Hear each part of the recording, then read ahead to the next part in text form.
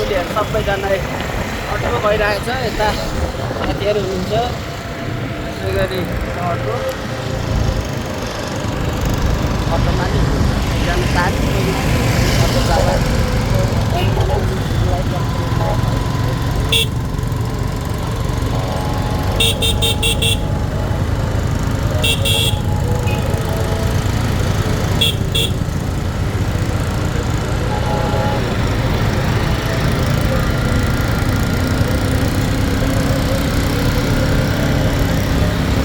शरण काका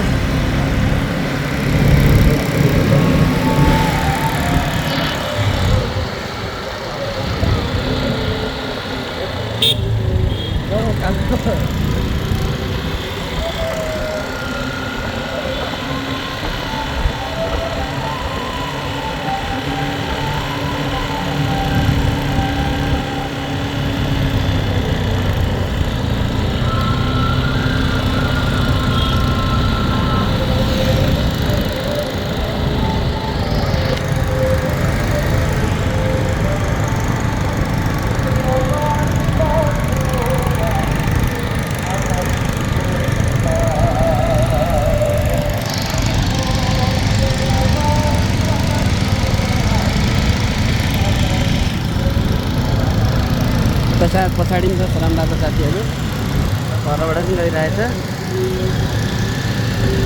आउँदै हुनुहुन्छ पछाडि। ल टेम्पो हाम्रो आजको अगुवा अगाडि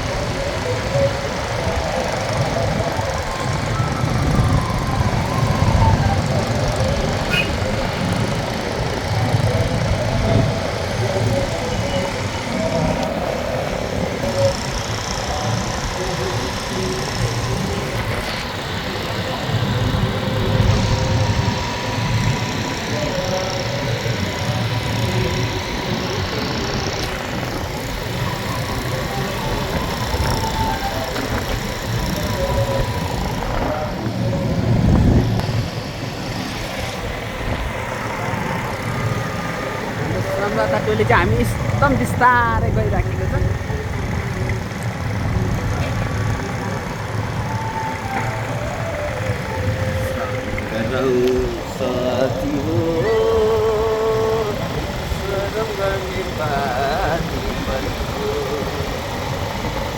टिसर्ट चाहिँ मेरो उसले नि छेक्दो रहेछ अनि यस्तो गर्दा मात्रै साथी हो पानी परेको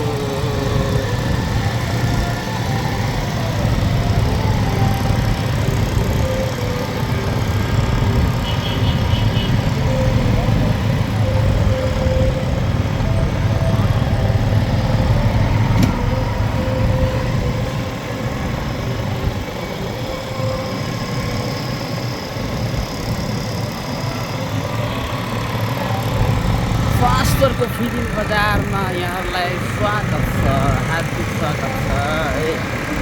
हामी चाहिँ अहिले अब माथि जाँदैछौँ। आर्मी क्याम्पभन्दा पनि माथि अझै माथि हाम्रो एकजना हाम्रो हेलो हेलो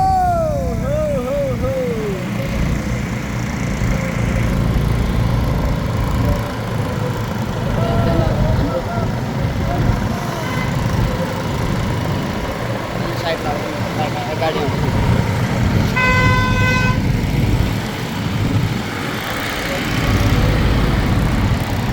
एग्रेसिभ नहुनु, एग्रेसिभ बिस्तारै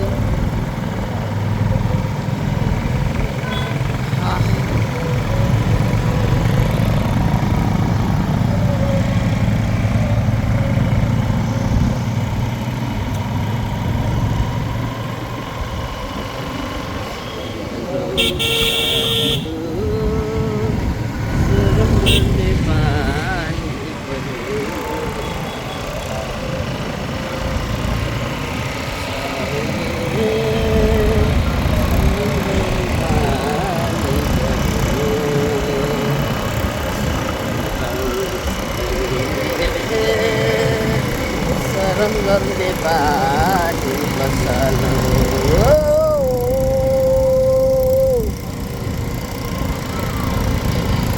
बहु शरम दाता हेलो हेलो जय सोमनाथ जय श्रोम जय हर्कपत जय देश जय माटो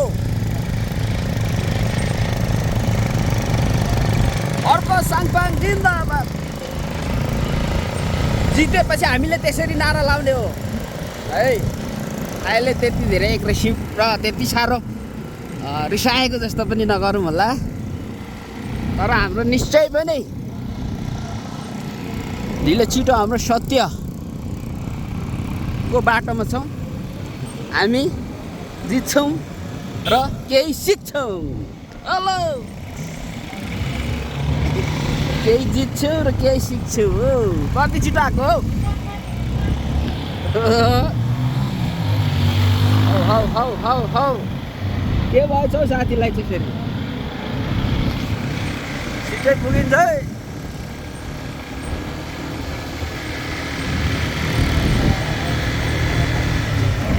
सम्गरौँ साथी हो शरम गर्ने पानी पर्यो सम्गरौँ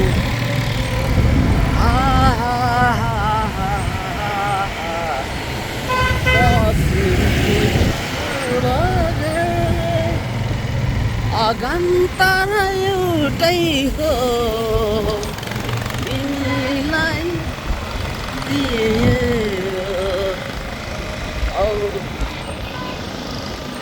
पश्चिम कोही पूर्व केही पश्चिम केही पूर्व घर आँगन तर एउटै हो प्रवीण सर दिउँ त लु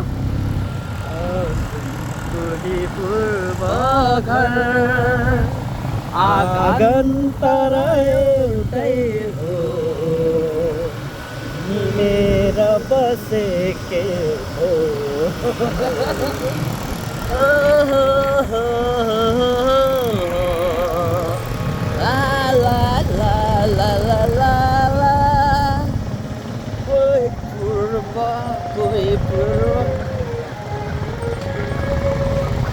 आफैलाई माया गरौँ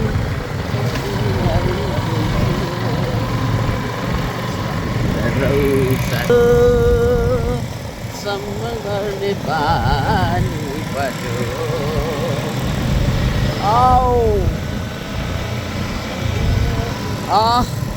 आज चाहिँ हामी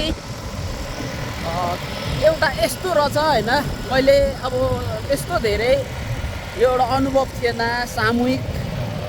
सामूहिक रूपमा किन हामीले श्रम गरिनुपर्छ भन्ने कुराहरू चाहिँ सामूहिक रूपमा भेला विशेष गरेर भेला पनि भन्नु यसलाई भन्ने हरेक समुदाय हरेक वर्गकोसँग हाम्रो हुन्छ गर्छ अनि त्यसले गर्दा एक खालको आनन्द है श्रम काम गरे जस्तै फिल नहुने हुँदो रहेछ है त्यसले गर्दाखेरि नेपाल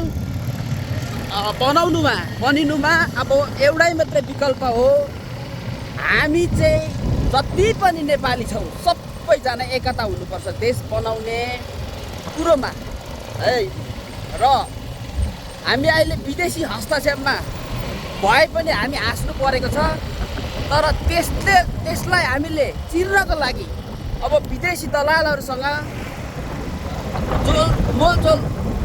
जो मोलजोल गर्ने राजनीतिक नेता हुँ भन्नेहरूलाई अब हामी उठ्न त अब लोकतन्त्रमा उठ्न पाउँदै नपाउने भन्ने त हुँदैन तर के चाहिँ हो भने उहाँहरूलाई फेरि पनि जिताउनु भनेको चाहिँ हाम्रो नेपालको जनता मैले अस्ति एउटा पत्रिकामा पढिरहेको थिएँ नेपालको जनता सबैभन्दा धेरै बेकामे भन्ने खालको हामीमा चेतना अझै पनि आएन भने हाम्रो देश त हामीसँग रहँदैन हामी आफैले चाहिँ आत्मसमर्पण गर्नुपर्ने स्थिति हुन्छ किनभने त्यो देशको नागरिक होस् भन्दाखेरि हामीलाई लाज पर्नु भइसक्यो त्यसले गर्दाखेरि आफै आत्मसमर्पण गरे नागरिकता त्याग्ने शरणार्थी भइदिने। त्यसले गर्दाखेरि सबैजना चाहिँ चेतनाको बिगुललाई तपाईँहरूले एक हाँसी मजाक नसम्झेर सत्यमा वाचन गरिरहेको छु मैले। किनभने यो बाटोमा लागेपछि चाहिँ मेयर साङपाङ हाम्रो श्रद्धेय नेता हर्कराज साङपाङ राईज्यूको पछि लागिसकेपछि मान्छेको विचार अटोमेटिकली त्यसै पनि सकारात्मक हुँदो रहेछ। यो एउटा सुधारिने ठाउँ पनि र एउटा सुधारिने एउटा यो समूह पनि हो हामी भन्छौँ।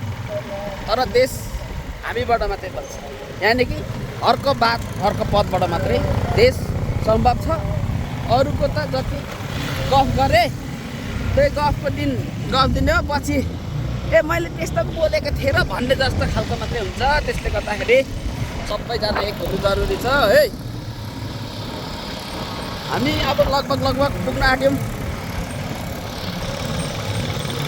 अगाडि देखाउनु पर्यो, त निकै कराइ गयो कि क्या हो, देख्छ राम्रो।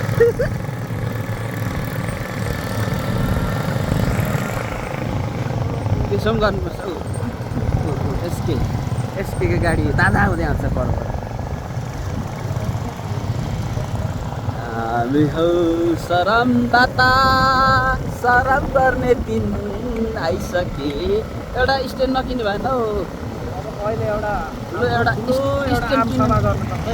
अब गरिहाल्ने कि। सुनौँ न, एउटा स्ट्यान्ड चाहिँ किन्दिने होला हौ दक्षिण। त्यो हातमा यसरी लागेको मोबाइल त नि हुँदो रहेछ नि त डिस्की। धेरै पर्दैन, 800 पर्छ। त्यसमा माइक पनि हुन्छ कि, दामी पनि हुन्छ नि त। त्यो चाहिँ स्पोन्सर मलाई गर्नु त। अब हामी सन्देश भनेको यसरी नै हो दिने। अब हामीलाई त थाहा छ, तर अरू समक्ष कसरी हामीले पुर्याउने छ होइन। अहिले अधिकांश चाहिँ मोबाइल स्मार्टफोन चलाउनेहरू चाहिँ विदेशमा छन्। उहाँहरूसम्म केही त पुर्याउनु पऱ्यो नि त। त्यसैले सबैजनालाई यो सन्देश दिनुपर्छ। देश बनाउनु, देश खोक्रो हुनुमा देशमा अहिलेसम्म पनि एक खालको हामीले नागरिक सुस्वार चाहिँ अनुभूत गर्न नपाउनु। त्यसले गर्दाखेरि देशमा अब एकताको खाँचो छ। एकताले मात्र देश बन्छ, होइन भन्ने पुङ्गु भन्छ पुङ्गु। हाम्रो धरती, हाम्रो आकाश, हाम्रै परिवेश।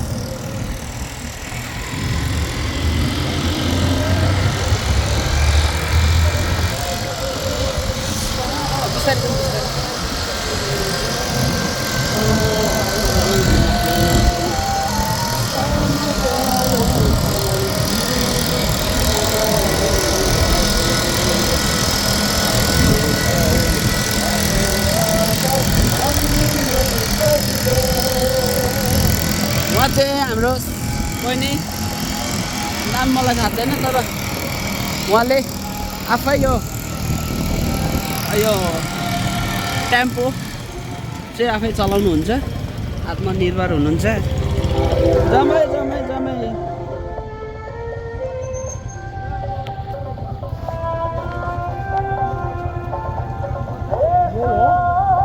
के ठाउँ होइन होला।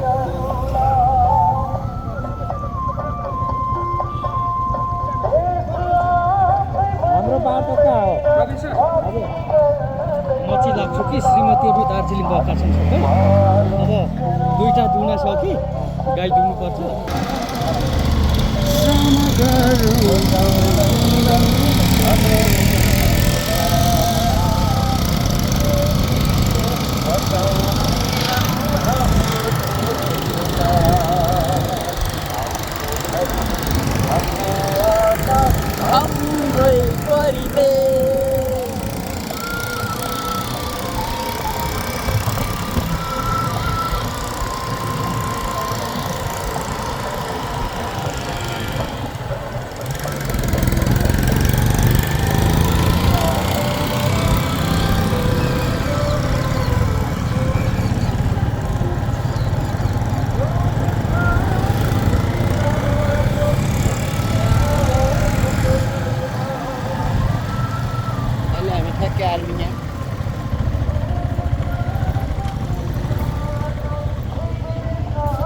यहीँ हो ल ठिक छ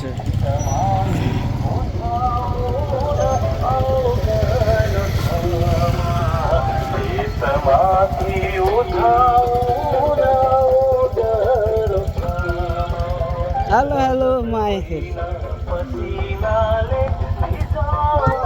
के छ ठिकै छ टेम्पो चालक है म चाहिँ टेम्पो चालक व्यावसायिक रूपमै